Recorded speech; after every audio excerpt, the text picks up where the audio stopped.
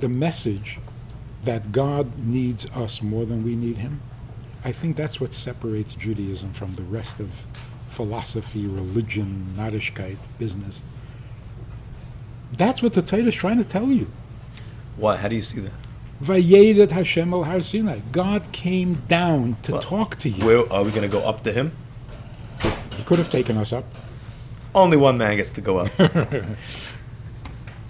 But well, how else would you have wanted it to happen? That's not... Where is your proof? Give me proof here. The proof You're making a very big statement here. Yes. Okay. The proof is that he initiates everything. To help us, the world. Show us what to do, yeah, in order for us to learn what to do. Why does he need to teach us what to do? Again, that's a question which you don't have an answer for. Your question is, why does he even make us in the first place? We don't have an answer for that. So that's it. All those other questions are just outcomes of that first question which you don't have an answer for. So it's all no answer for all these questions. It's not even a question. It's an observation. Okay. He came to us. True. Avraham was minding his own business wherever he was. Avraham Avinu thought of it himself. Right. Right. And the Eibishter comes Hashem didn't come to him. He started up with Hashem. Avram Avinu was the little kid who thought of God. He went around and he figured it out himself. Right. So he's the one who came to God. God didn't come to him, he came to God. So what happened when God came to him? So then they met the great, God and the great mind, boom, they come together. And what does God say? God says, I want you to leave your home. Go. Come with me. Okay, great. So the relationship really started with God. When he was actually 75. met. When they met, finally. Yes. Okay. God comes to Mitzrayim to take us out of Mitzrayim. Everything is initiated by him. So the message is, not the explanation, that he the needs message is, it's his need we're talking about here. But we don't know what the need is. The need is he wants us to be his. But we don't know why. We don't care. I'm saying, but that's your point, though. We don't know why, but we see uvda, fact, he needs us, and that's it. And that's what makes him irresistibly lovable. But because he needs us? Yes. Needy people aren't irresistibly lovable. He's not needy. But? He's humble. He's not enough. If a person would say, look, I'm capable, I'm rich, I'm successful, but it's not enough. What's not enough? He wants to be immortal. He was immortal too. Not God, the person. Yeah. Either that or a red sports car. And to be immortal, you get married? No, to be humble, you get married. No, to be immortal, you have children. Yeah. But the marriage is an act of ultimate humility. Which is why people's sins are forgiven when they get married. And because they took a chrayas, they took responsibility for other people. And they're going to pay for it. They'll pay off the debt. But really, it is the most humble thing. So in a proper marriage, you don't get married because you need something. If you need something, work on it. Leave the other person alone. Okay. You don't use another person to get what you need.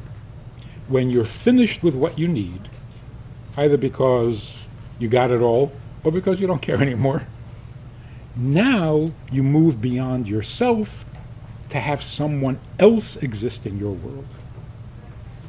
It's the greatest humility. And we get it from him. So now, Ivdu es Hashem takes on a whole new meaning. How are you serving him by doing what's best for you? Because you accepted his good advice? We've replaced him. He has become our valet.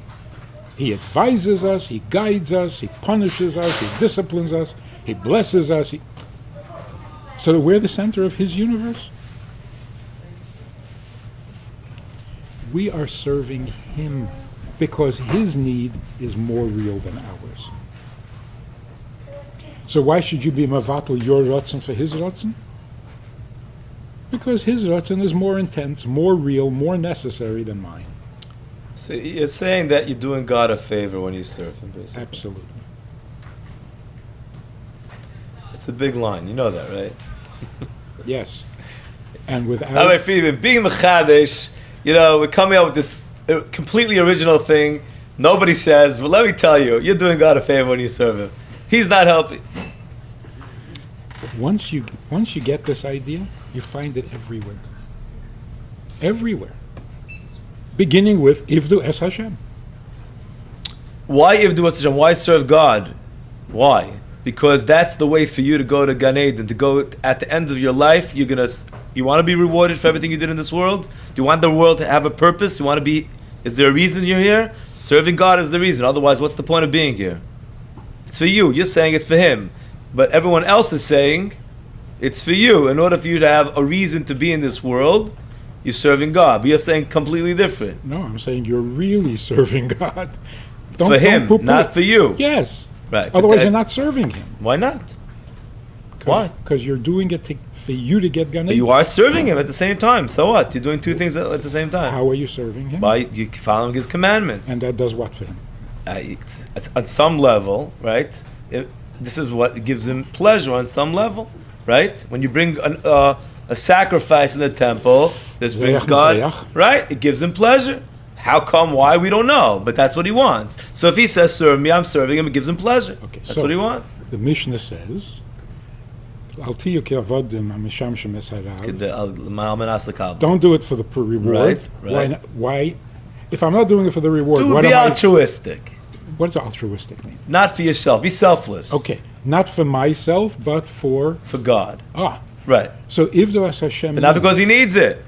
If He doesn't need it, you're not serving Him. You're serving Him. You're doing it just because you believe in Him, because you think He's the greatest. So you want to show how important you think He is, not because He needs it, because you love Him so much that you want to give to Him. So you're going to give to Him, but not because He needs it. But if He doesn't need He doesn't need it, right? He doesn't need it. So what? You go give the president a gift. He needs your gift? No, he doesn't need your gift. He has everything in the world. He doesn't need your gift. But you give it to him as a show, as a token of appreciation, an admiration. He doesn't need it. Does that do anything for Him? You were saying before, you're serving Him because it gives Him pleasure. We don't know, but seemingly it does. If we're going to go according to our entire conversation, the sequence of what we spoke about, this is what He wants. He created us. He doesn't need anything. So somehow it gives us pleasure. Why? We don't know. Okay. So that explains how you could do a mitzvah without thought of a reward. Because the idea that it's giving Him pleasure is enough of a reward. Right, but He doesn't need it, though. We want to give it to Him. He doesn't need it. But it gives Him pleasure. He doesn't need it, though. But it does something for Him. Whatever that means.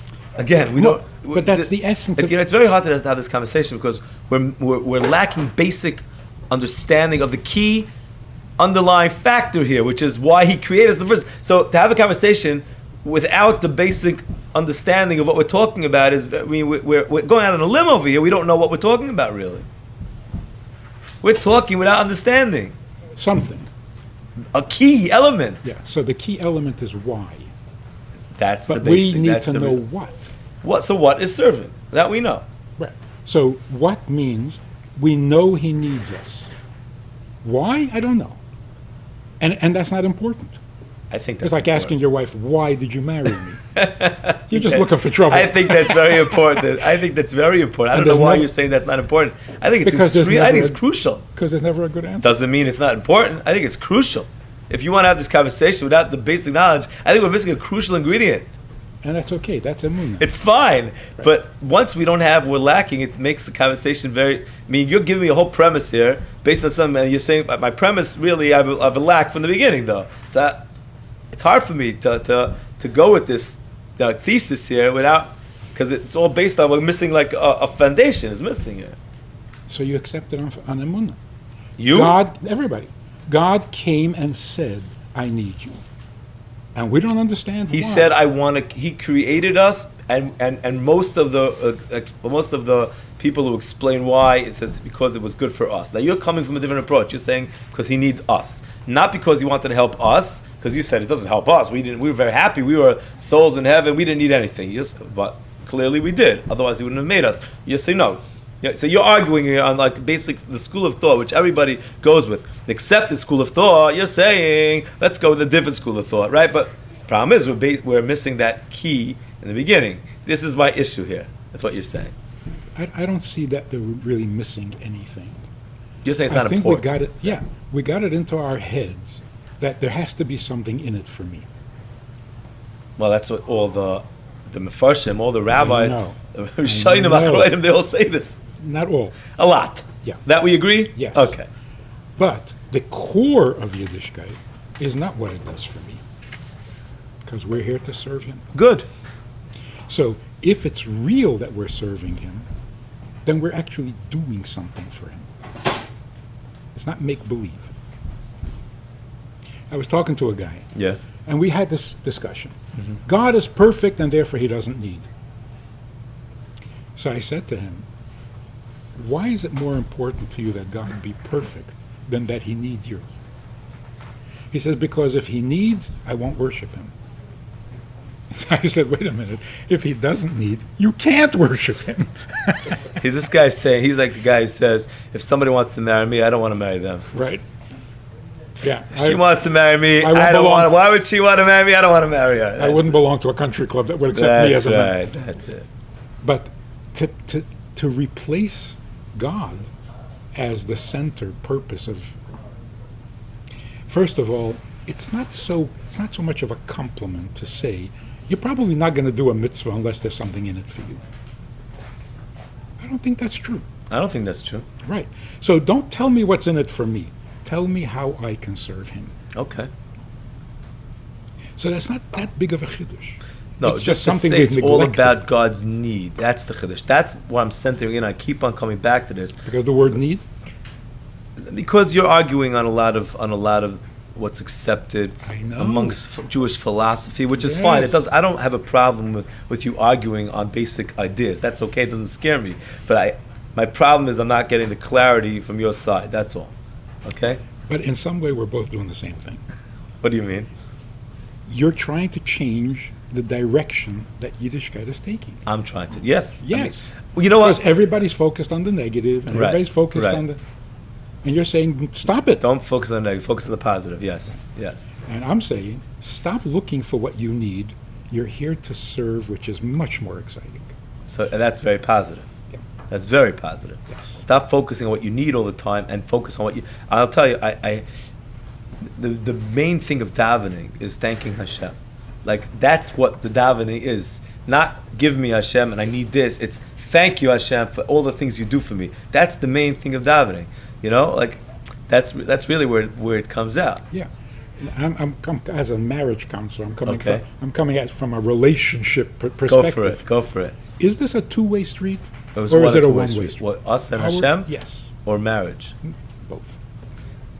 Well, okay. So in marriage, it's basically it's supposed to be you're supposed to give to the other person and not be thinking about what they're going to give you back in return. What are the ramifications? Usually, if you give to the other person selflessly, they're going to give back to you, which is a nice outcome. But that's not why you're doing it. Exactly. So the Eibishter is saying, be my people, serve me, and don't think of a reward. But the outcome is going to be pretty good. Yeah, But don't do it for that reason. right. But on the other hand, I am telling you that you're going to get rewarded if you keep the mitzvahs. Right.